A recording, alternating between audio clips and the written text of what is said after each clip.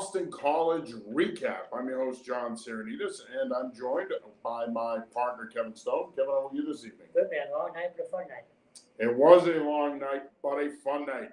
And a special night here at Boston College is the Eagles picked up a 23-19 win over the Michigan State Spartans in a game that, quite honestly, Kevin, to me, I thought this was a great game. And I know some people will say, well, it was kind of boring. It was low scoring. I thought it was a really good game, and I thought the fourth quarter was exceptional. I thought both teams kind of went back and forth and traded blows. Inevitably, Boston College makes the big play on the touchdown pass to Lewis Bond, and then they seal the game on a Max Tucker interception. But this was a terrific game from start to finish. It lived up to the hype. There was a lot of expectations going into tonight's game. I thought it not only lived up to the hype, but I thought that it was the biggest football game around here, probably in the last 10 years. I know people have been talking lately about going back to 07 and beyond, but that USC win here 2 years ago when they were ranked in the top 10 was a pretty big deal. But let's start with your thoughts on this one. And Boston College picking up a really important win tonight. Yeah, that USC game was, 2014, correct? Yep. I remember that night. I was in Boston partying, and BC fans were streaming in the bars after. You weren't in Boston partying, so I'm trying to be cool. Right?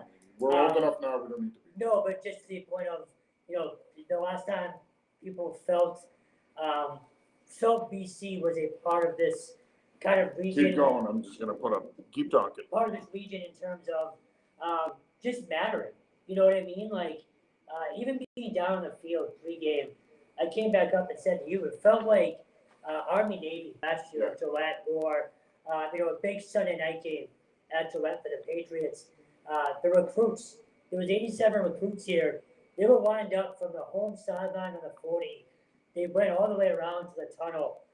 They had some Patriots players here on the sideline. It was a big game atmosphere from about 6 o'clock on.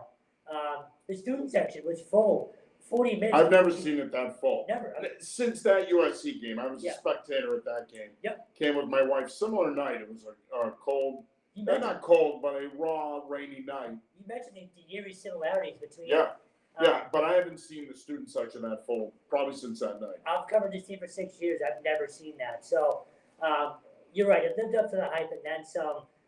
And you're right about the game in general. In 23-19 score, in a day and age where, offense is kind of everything, this had everything. It had good special teams. It had good defense. It had some good offense. It had a thrilling ending. So, a very special night. And a night this program needed. I mentioned the recruits. What that atmosphere does for all those kids from out of state that were here, I think that's huge. It is. And then the game itself is obviously a massive momentum swing. If they're 2-2, the buzz dies around the team.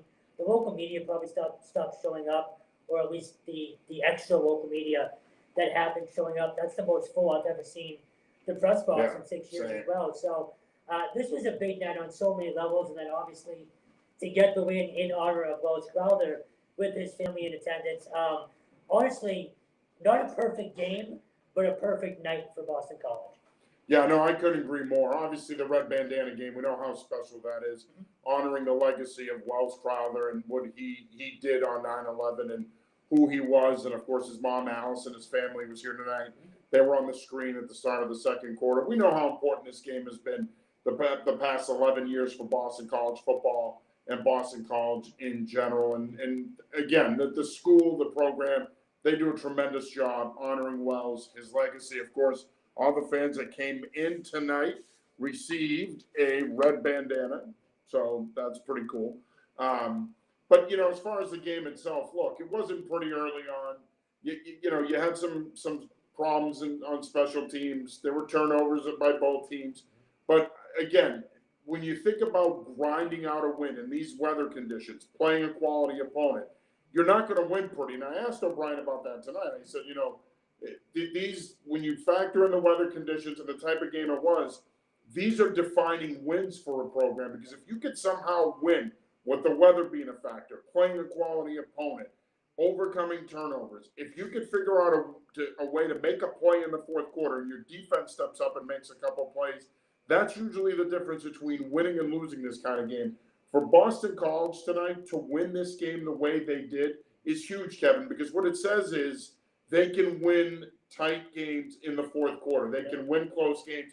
These are games that you learn how to win long term. Once you learn how to win games like this, you can win games down the road that are being played in a similar fashion, and they could be against an even better opponent than Michigan State. Now, look, Michigan State, and I'm not taking anything away from Boston College. I mean, Aiden Childs, their quarterback. Look, a lot of talent, but man, when he threw 3 interceptions, he made some key mistakes at key times. And you don't like to pin a loss on a kid, but I'm going to go ahead and pin the loss on him because he turned the ball over in key situations in the game that Michigan State could ill afford for him to make that kind of mistake, and he did it, and it proved to be costly. Those, you got to figure that at least 2 of those interceptions probably took points off the board. Yeah, so I just said he was fantastic. I mean fantastic in a sense. Again, I was speaking in hyperbole. You know, I'm brutal with that. Captain Hyperbole. His mobility was honestly shocking. I didn't think he was a good athlete, real good athlete. I wrote this at halftime. He looked like Tommy Castellanos, a bigger, faster Tommy Castellanos early on. But yeah, the pick to Amari Jackson. Look, I'm going to get on my soapbox for a minute. This pass rush continues to force quarterbacks into bad decisions. Yep.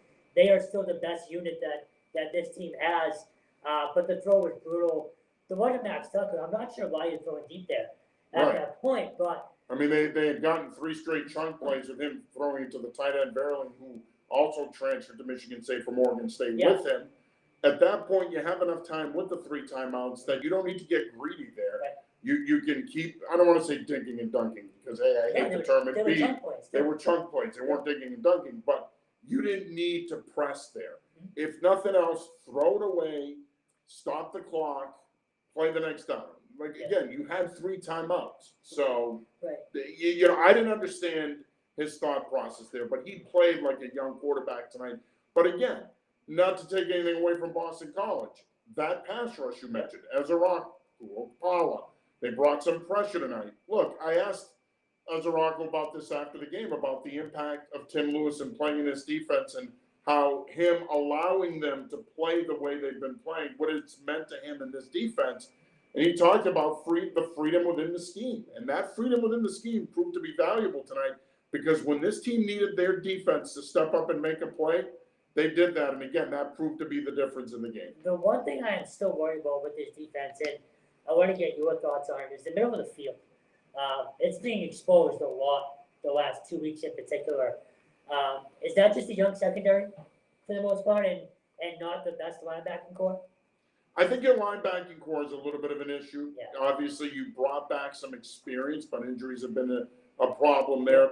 But I do think they play a lot of man-to-man. And the thing with playing man coverage is the other team's going to make adjustments, and they're going to find the matchups they like, and they're going to take advantage of them. Now, I think this secondary is good enough to play man coverage, but you kind of live and die by the sword here because if you play enough man coverage during the course of a game, they're going to make some big plays on you, especially if they clear guys out and they work the underneath in the middle of the field, which they did with Verling and some of their other receivers. So, you know, I think to me, I think that was part of it, but you held them to 19 points. When you needed your defense to make a key stop for you, they made it.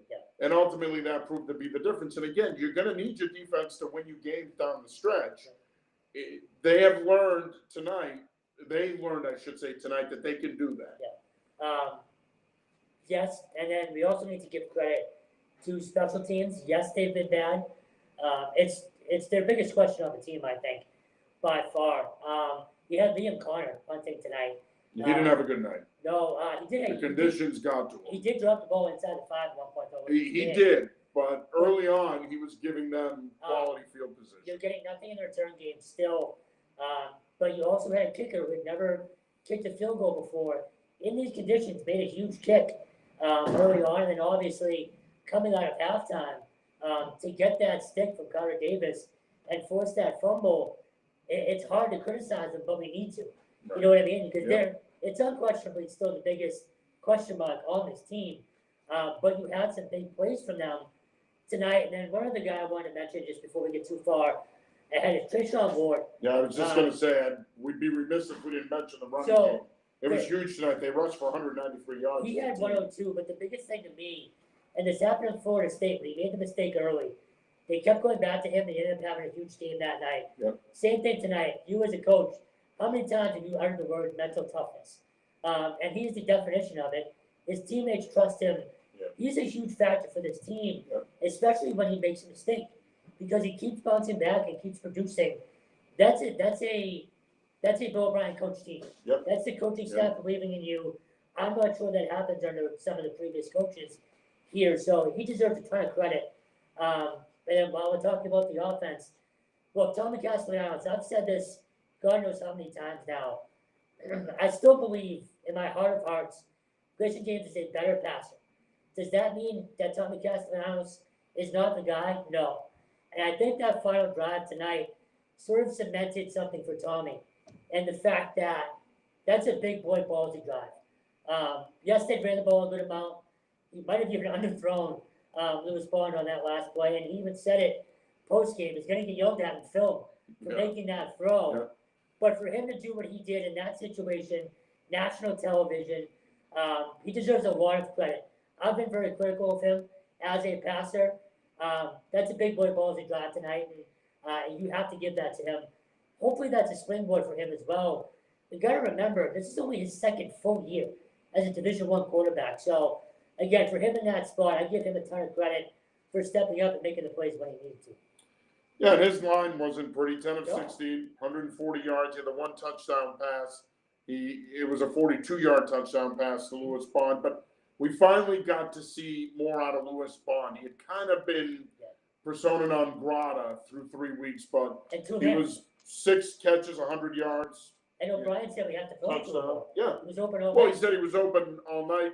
You know, we should have thrown it to him more. And you'll have those opportunities moving forward. But certainly coming into the season, despite the fact that they had brought in some talent in the transfer portal, he was the primary guy. I mean, you felt that Jaden Skeet and Duran Bradley could give you some big plays, but Dino Tomlin, kind of a little bit of Lewis Bond and those guys. But Bond was really going to be the one guy that you were going to be counting on because he was the returning guy.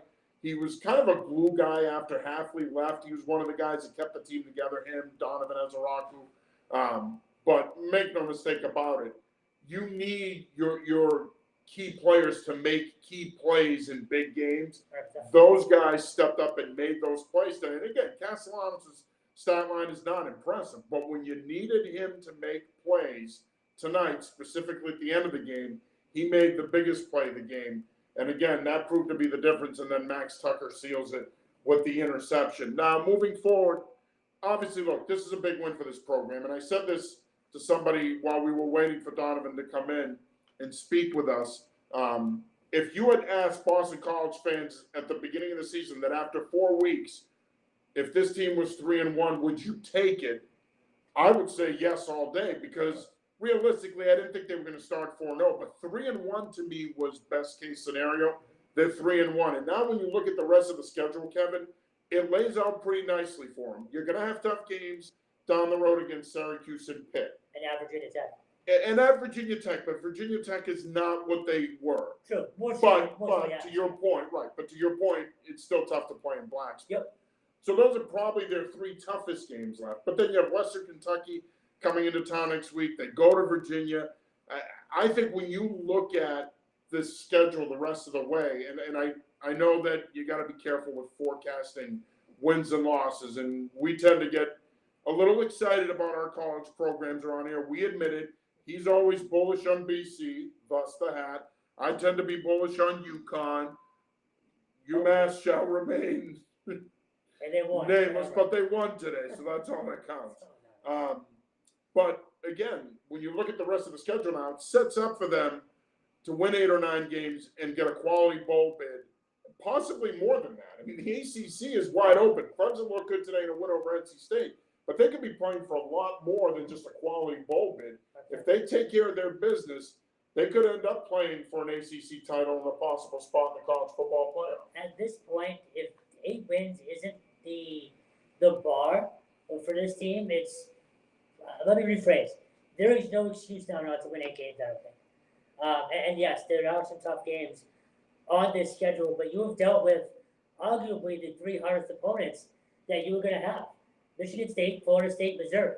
And yes, Florida State is not what we thought they were. I think I might have underestimated Michigan State.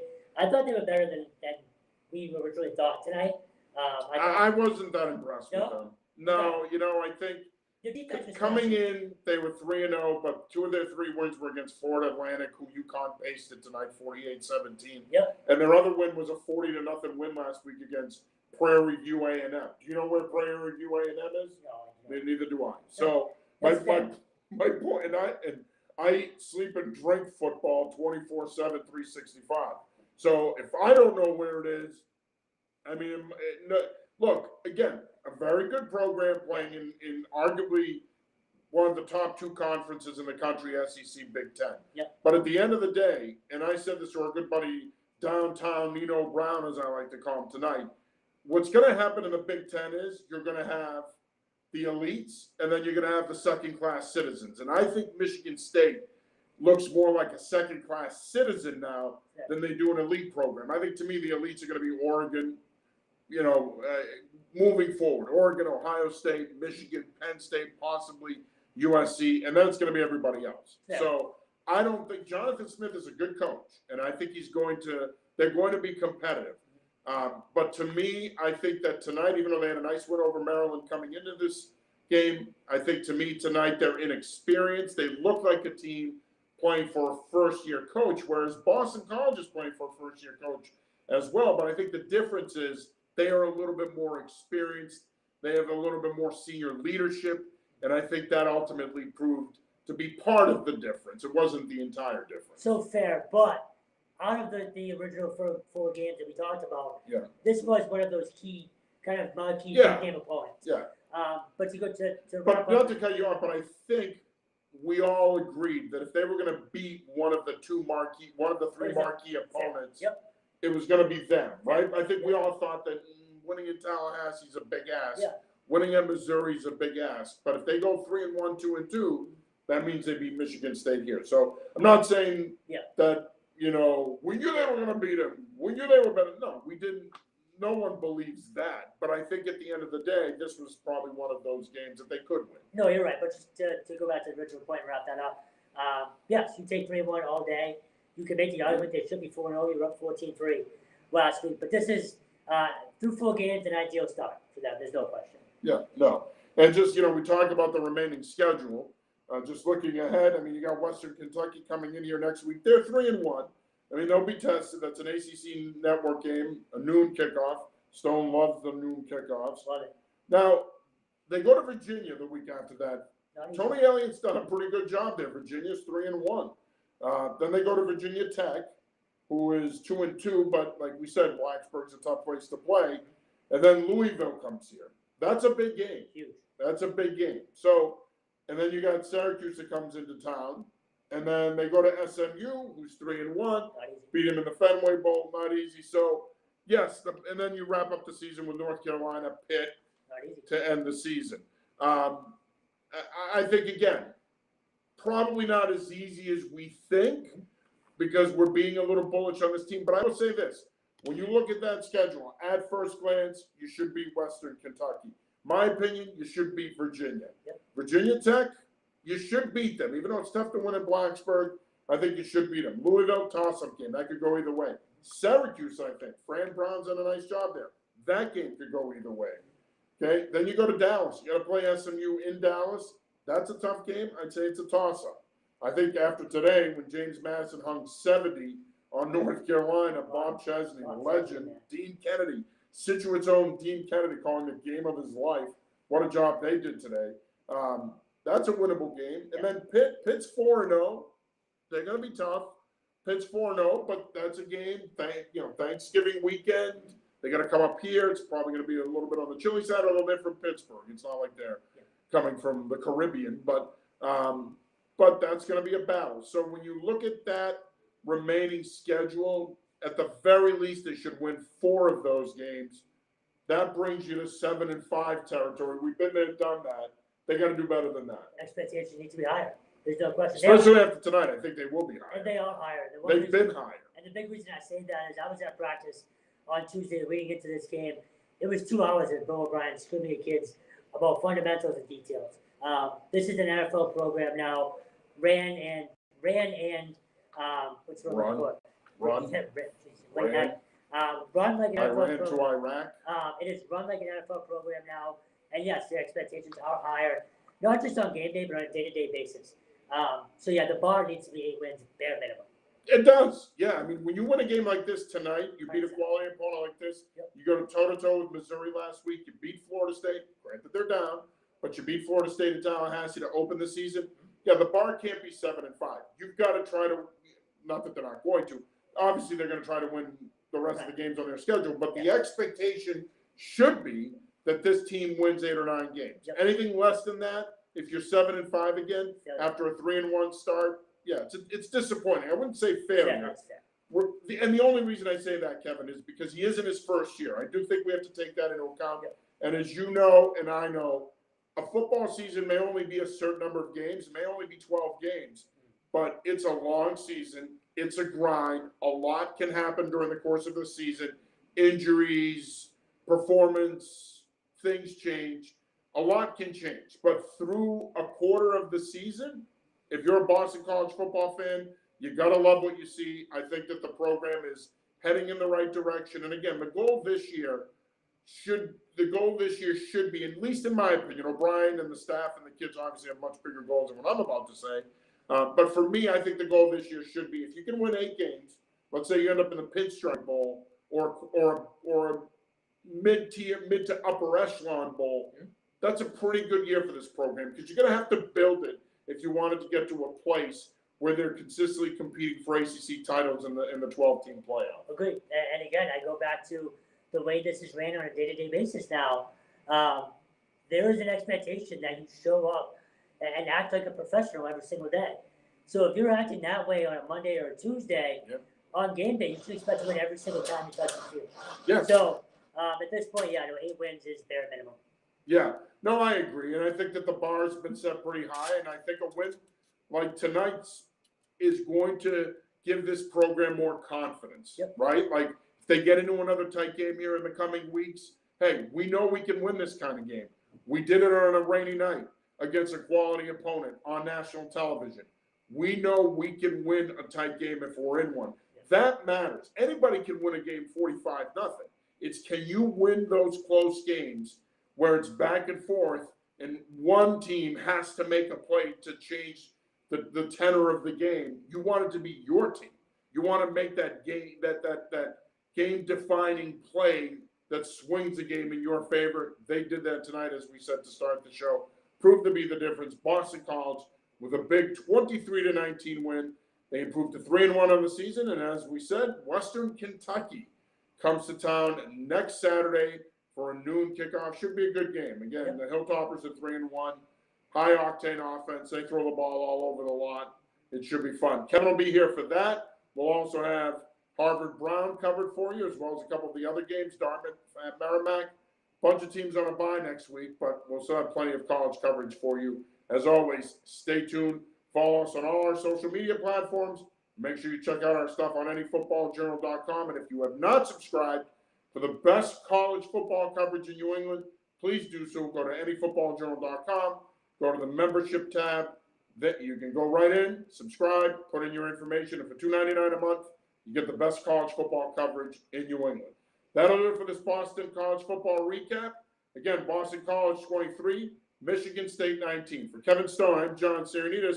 We'll see you on Monday night for the New England Football Show. Until then, peace. See ya.